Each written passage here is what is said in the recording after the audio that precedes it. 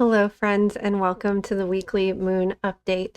In these videos, we talk about the moon energy of the current week, as well as a little bit of astrology. In this video's case, we are talking about the week of June 15th through the 21st. If you're watching this live when it premieres at 8:30 p.m., we haven't quite yet reached the new moon. So we're currently in that dark moon phase if you're watching this live. So we're starting off this week with very low and dark energy. The light will increase throughout the week, and at the very end of the week, the sun is going to change signs. So we are moving into a new sun season this week as we are making our way through this waxing crescent moon week. And we've also got one more astrological thing to talk about and an extra oracle card. So let's jump into it.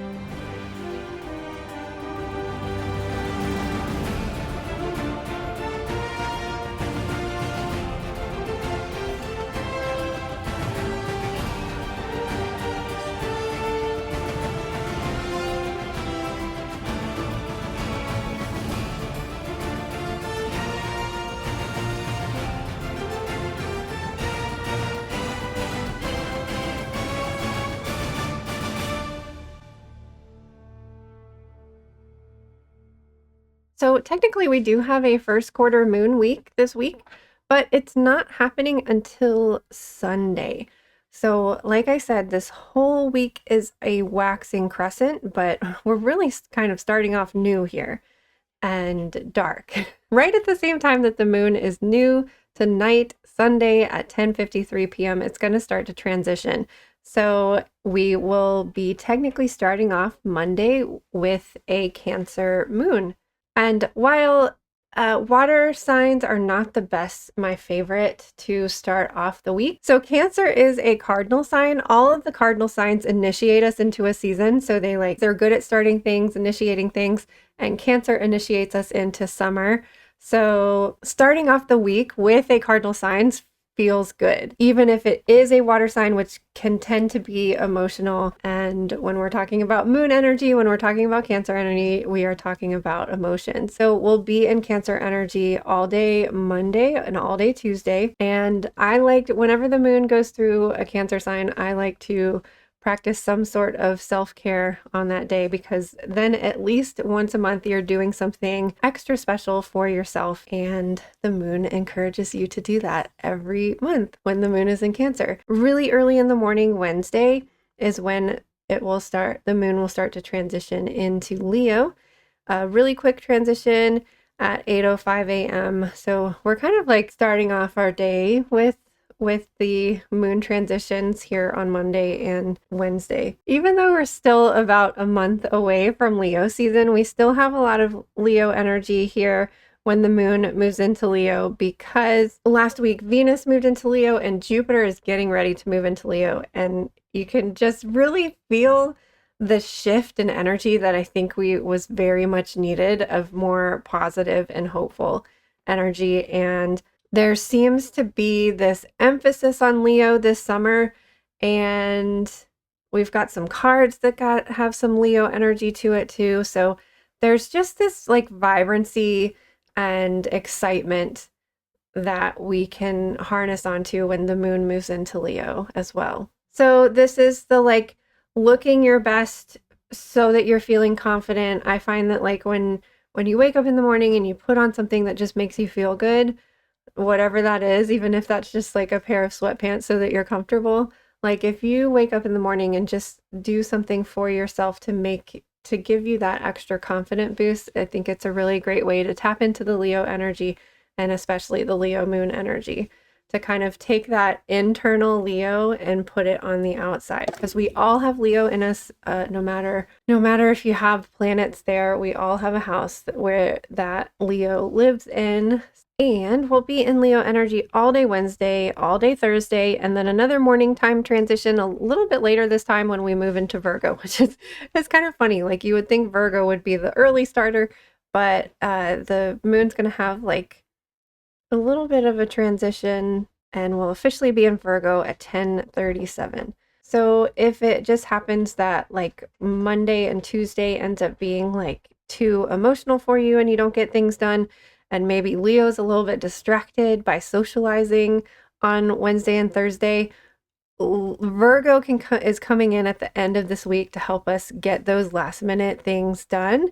And remember, we're almost to the first quarter here, so that you have more energy and you have more light to work with.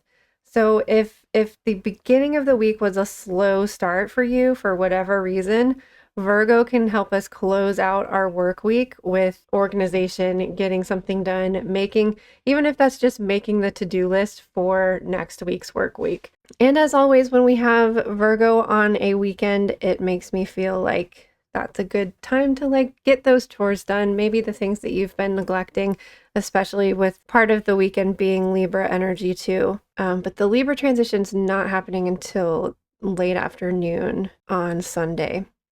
So on Friday, Chiron is moving into Taurus. And I was trying to think if like this was going to feel abrupt, because when we're talking about Chiron, we're talking about our wounds. But I think maybe it's just that particularly Chiron in Aries was really, I kept describing it as like spiky feeling. Like it feels very sharp and like it can cut you. And so I'm kind of looking forward to it moving into Taurus, which is more grounded and steady and like supportive. Whereas Aries just felt very painful. Chiron and Aries just felt very painful for me. And particularly like a lot of things started to change in my life around the time Chiron moved into Aries, which is really kind of interesting.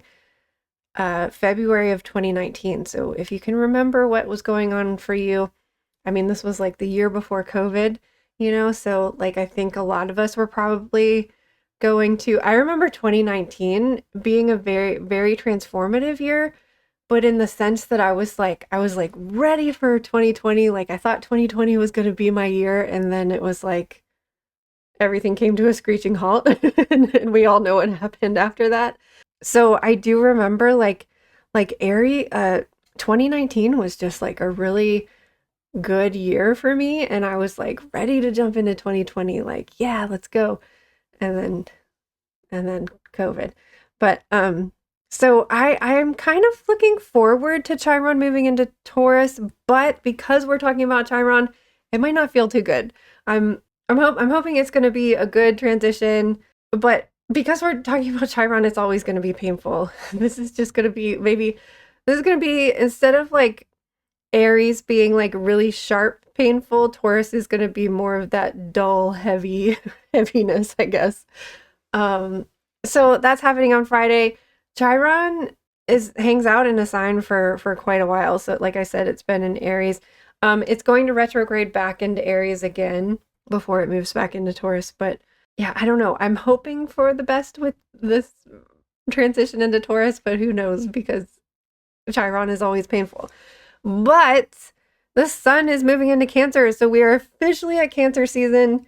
We are officially at summertime. So this is like fun in the sun. Take care of yourself. Give yourself a day off. Have a self-care day. Have a spa day. All month long. No, I'm just kidding. But I love Cancer season. It's just because it's the beginning of the summer, it's not too hot here. Whereas Leo season, even though I love Leo season, weather-wise, it's a little bit too much heat for me. So I really like Cancer season. I love water energy. I like to be near water and be in water. So yay, and happy summer solstice. I should have a seasonal recap coming out for you around this time too. Yay, this is fun. We're moving into Cancer. We're moving into summer. Okay, so kind of a slow week this week. However, we do have some times that hopefully Virgo like keeps us in check with getting the things done that we need to get done. Hopefully this Chiron and Taurus isn't going to be too much, and hopefully we're just ready to dive into summer, ready to dive into more positive energy that we kind of stepped in at the beginning of this month. At the beginning when I'm hoping that this week just or this month is just feeling like so much more like I'm filming this in advance, so I have no idea what's going on, and where I'm filming it doesn't like I'm not having a good time where we are right now, but looking ahead makes me feel positive and makes me feel hopeful. So I do hope that like that is true and accurate for this time, because I think that we all desperately need it. So the oracle card, like I've two decks were calling to me to be used in today's video, and because of Chiron being involved, I felt like we needed kind of like some tough love or like some guidance and support. I almost used the Fairy Godmother Oracle because that's a very much a tough love kind of card or deck, but I ended up with Soul Coaching and Intuitive Whispers. And I'm hoping that these two decks work well together. Let's start with this Focus card. And immediately, like, this deck is very visual for me. And I like this card very much encapsulates how I've been feeling about June, how it just feels like these clouds have lifted and we can finally get a vision and a glimpse of like what a positive future might look like, what the rebuilding might look like. So when I pulled this card, just the imagery of like the clouds parting so that she can see through her telescope and like the butterfly appearing, like I don't just I really like the imagery on this card. So it says what you focus on is what you create. So put your attention and thoughts wait. So put your attention on thoughts that are beautiful, worthwhile, and loving. It's time to focus your intent and your passion on the one thing rather than being scattered in different directions. What you see around you is the result of what you focus on. When you direct your thoughts towards good, you attract positive experiences and people into your life. But when you focus on what isn't working, you create even more challenging situations. If you aren't pleased with the direction of your life, concentrate on what you desire, not what you don't want. To develop inner power, gather your internal energy and focus intently on one thing. Being scattered in a myriad of directions dilutes your strength. Devote your attention to your career, your relationships, a hobby, or something that you're passionate about. Diminish activities that aren't essential to this goal, and it will be just a matter of time until miracles begin to occur. The affirmation for this card is all of my thoughts are directed towards my highest good. Again, I just think that we need some positive energy, and I think that we need I've said this in past videos, like it's hard to focus on something positive when it seems like you're just surrounded with negative. So I feel like that's why I keep saying like glimpse and glimmer of positive with this June astrological energy and July astrological energy too, because it feels like we just need that little nugget. Like we needed something good, something positive to focus on so that like we can continue to like build that momentum of positive energy. All right, our other card is tap into your sacral power. Interesting, because the other one talked about power too. It's time to get powerful. Your sacral energy center is calling to be activated so it can support you in the next part of your journey. This is your sexual energy. It lies deep in the lower belly below your belly button and is often forgotten about or confused. This energy is not simply related to sex, sexuality, or attracting a partner. It's your creation energy that can be used internally as fuel and power. If used correctly, it will become your greatest support. It is time to explore the sacral center so that you can use the full power of your intuition. If you have been feeling low in energy recently, it's because you have disconnected from this force that lies within you. And then it goes into a sacral activation, visualization kind of thing. Visualizing orange, placing your hand on your sacral chakra. Again, it with the other card, it feels like we are given this little glimmer and glimpse of hope so that we're able to reactivate and ignite our own creative energy and figure out what it is that we want to manifest. We had so much manifestation power with the Gemini new moon that it just feels like if you haven't activated this energy yet, you remember to use your words with the Gemini new moon energy and figure out what it is that you want to create. What do you want to build? What do you want to grow? What do you want to see expand, grow and expand with this Jupiter and Leo energy? And of course, we have this card pop up all the time because if we're constantly putting out power and not receiving it back, that's also going to drain you. So this is our number one card from this chakra deck, Unlimited Prosperity.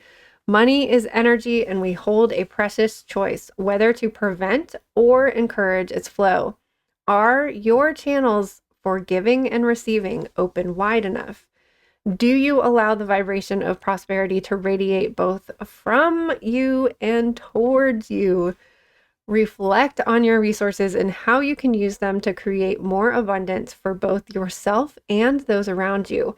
Remember also to give back with an open heart for all that is coming your way. Give thanks before you receive. So we've got our sacral chakra card.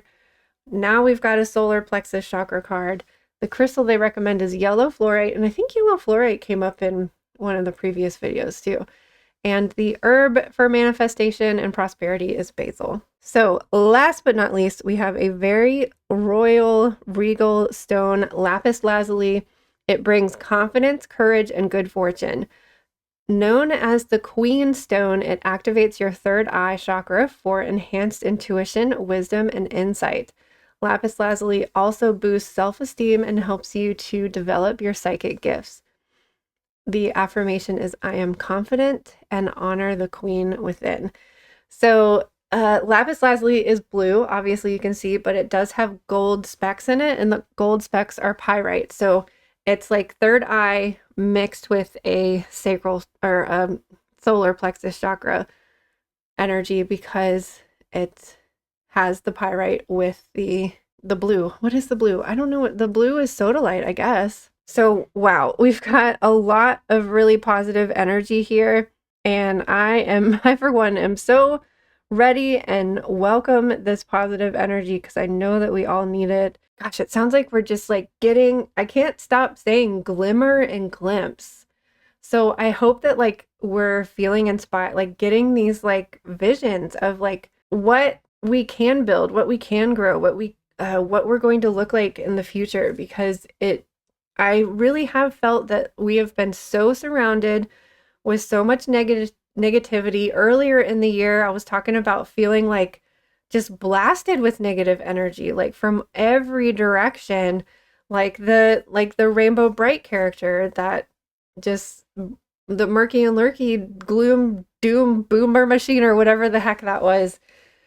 And so having this little parting in the clouds for the sun rays to come through just feels so good. And I hope that we are all able to grab onto something positive and help use your own personal power to help make that grow bigger into something just better and brighter and more positive, and so that we're spreading positive energy everywhere, not doom and gloom everywhere. I am so ready for this energy. I hope that you are too. Thank you so much for being here, especially if you're here on the new moon. If you're watching this live, happy new moon in Gemini. Remember to use your words. Words are spells and words create our reality. So please, please, please have good positive thoughts about yourself and those around you, and good and positive thoughts to manifest more of that around us. So thank you so much for being here. I can't wait to see you on the other side of the looking glass again sometime soon.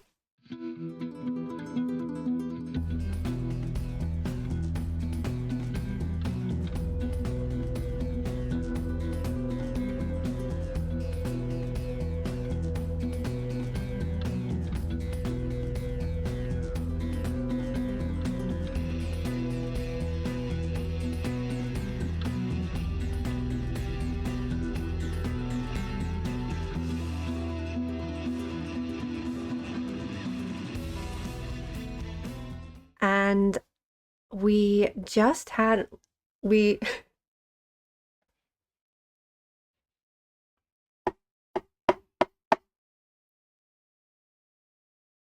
cardinal sign. Like, that like left my brain. The word left my brain. We're still about a month away from Cancer season. We're still